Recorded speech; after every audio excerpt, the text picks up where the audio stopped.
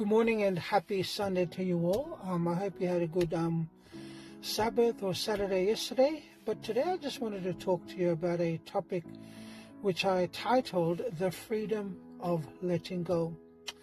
Look, I have a question, and it's the following question, and I want you to think about it. Look, have you ever been wronged so deeply that all you wanted was revenge? You see, it was maybe someone lied about you, or they betrayed you, or they treated you unfairly.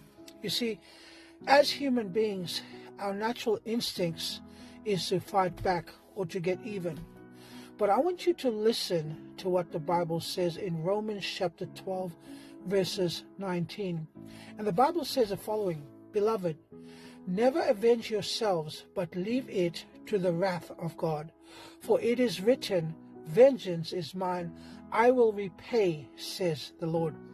You see, friends, there are two powerful truths here. And the first is this, it's a command.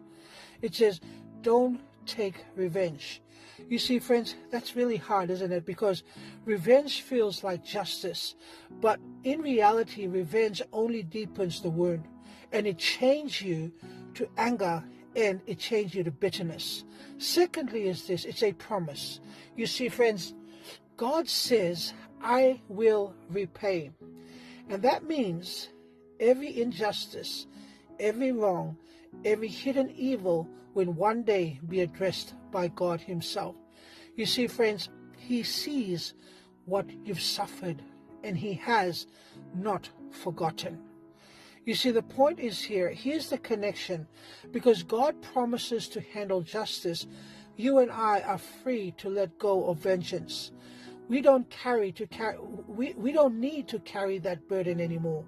We can forgive, not because the wrong doesn't matter, but because God has already said, I've got this. You see, so next time you're tempted to get even, I want you to remember, letting go isn't weakness, it's faith.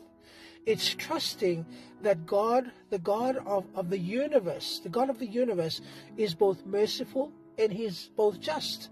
You see, and when you release vengeance, you make space for healing. You make space for peace and even for love.